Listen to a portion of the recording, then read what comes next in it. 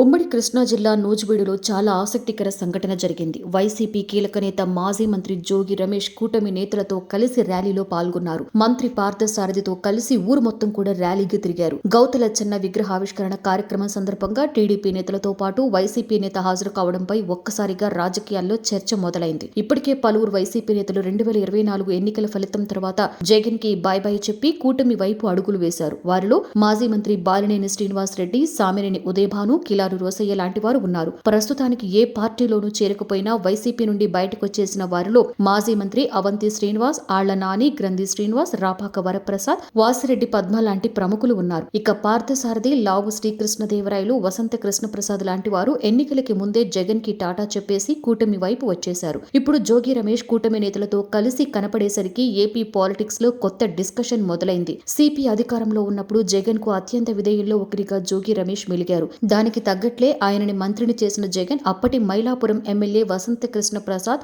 జోగి రమేష్ మధ్య నెలకొన్న వివాదాలలో ఇద్దరూ తన పార్టీ వారే అయినా జోగి రమేష్ వైపే నిలబడ్డారు. నూజివీడు నియోజకవర్గంలో గౌడ సామాజిక వర్గం చాలా బలంగా ఉంటుంది. దాదాపుగా 30,000 ఓట్లు ఉంటాయి. ఈ సామాజిక వర్గం వారు అటు వైసీపీలో ఇటు టీడీపీలో కీలకంగా వ్యవహరిస్తున్నారు. అయితే సంఘం ఆధ్వర్యంలో గౌతు లచ్చన్న విగ్రహం ఏర్పాటు చేయాలని నిర్ణయించారు. దీంతో టీడీపీకి సపోర్ట్ చేసేవారు టీడీపీ నేతలను ఆహ్వానించారు. వైసీపీకి సపోర్ట్ చేసేవారు జోగి రమేష్ ని ఆహ్వానించారు. ఈ కార్యక్రమానికి వారు ఆహ్వానించినట్లుగా టీడీపీ, వైసీపీ నేతలు హాజరయ్యారు. దీనిపై వైసీపీ అభ్యంతరాన్ని వ్యక్తం చేయలేదు. కానీ టీడీపీ మాత్రం సీరియస్ అయింది. ఒకవేళ ఆ కార్యక్రమానికి వెళ్లవలసి వస్తే జోగి రమేష్ వెళ్లిపోయిన తర్వాతో రాకముందో వెళ్లొచ్చు కదా అనే వాదనను స్థానిక టీడీపీ నాయకులు తెరపైకి తెస్తున్నారు. ఇలాంటి చర్యల వల్ల పార్టీకి నష్టం వస్తుందని, బలమైన కేడర్ పార్టీకి దూరం అవుతుందని అభిప్రాయపడుతున్నారు. వసంత కృష్ణప్రసాద్ పార్టీ మారడం వెనుక ఇది కూడా ఒక కారణమని ఆయనే చెప్పుకొచ్చారు. అధికారంలో ఉన్నప్పుడు మాజీ ముఖ్యమంత్రి చంద్రబాబు నాయుడు ఇంటిపై దాడి చేశారన్న ఆరోపణ కూడా జోగి రమేష్ ఎదుర్కొంటున్నారు. దీనిపై నమోదైన కేసులో ఇప్పటికే పోలీసులు జోగి రమేష్ ని విచారించారు. వీటన్నింటి నేపథ్యంలో గత కొంతకాలంగా జోగి రమేష్ రాజకీయంగా తన స్పీడ్ ను తగ్గించారు.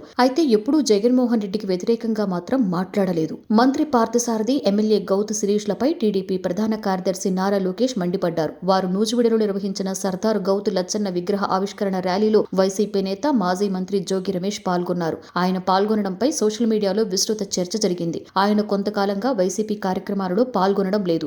పలు కేసుల్లో ఆయన ఇరుక్కున్నారు. అయితే ఇప్పుడు టీడీపీకి దగ్గర అయ్యేందుకు ప్రయత్నాలు చేస్తున్నారని, అందుకే టీడీపీ కార్యక్రమాలలో పాల్గొంటున్నారని అంటున్నారు. ఇలా జోగి రమేష్ టీడీపీ కార్యక్రమాలలో పాల్గొనడంపై ఆ పార్టీ క్యాడర్ సీరియస్ గా స్పందించింది. దీనికి కారణం జోగి రమేష్ వైసీపీ అధికారంలో ఉన్నప్పుడు చంద్రబాబు నాయుడు ఇంటిపై దాడికి వెళ్లారు. అలాగే టీడీపీ నేతలపై ఇష్టం వచ్చినట్లుగా మాట్లాడారు. జోగి రమేష్ తీరు అత్యంత ఘోరంగా ఉండడంతో అప్పట్లో టీడీపీ నేతలు మండిపడేవారు. తాము అధికారంలోకి వస్తే జైలుకి పంపుతామని హెచ్చరికలు కూడా జారీ చేసేవారు. అయితే ఇప్పుడు అధికారంలోకి వచ్చిన తరువాత టీడీపీలో చేర్చుకుంటున్నారని, ఇంకెందుకు కొడాలి నాని, వల్లభనేని వంశీలను కూడా చేర్చుకోవాలని సెటైర్లు వేస్తున్నారు. టీడీపీ కార్యకర్తల ఆగ్రహం నారా లోకేష్ దృష్టికి వెళ్లింది. దీంతో అసలేం జరుగుతుందో ఆయన ఆరా తీశారు. నూజివీడులో సర్దారు గౌతు లచ్చన్న విగ్రహాన్ని ఏర్పాటు చేశారు. ఇది టీడీపీ నేతల ఆధ్వర్యంలోనే జరిగింది. అయితే ఈ కార్యక్రమానికి అనూహ్యంగా జోగి రమేష్ హాజరయ్యారు. ఆయనను ఎవరు పిలిచారు అన్నది బయటికి రాలేదు. నూజివీడు నుండి ఎమ్మెల్యేగా, మంత్రిగా పార్థసారథి ఉండడంతో వైసీపీలో ఉన్నప్పుడు ఉన్న పరిచయాల కారణంగా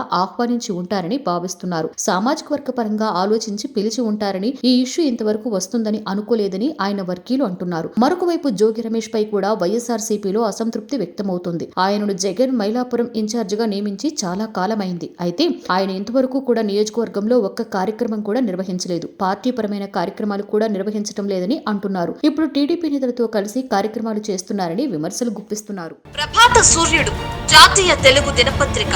ప్రతి అక్షరం నిజం వైపు. నిజం దాగదు, వార్త ఆగదు.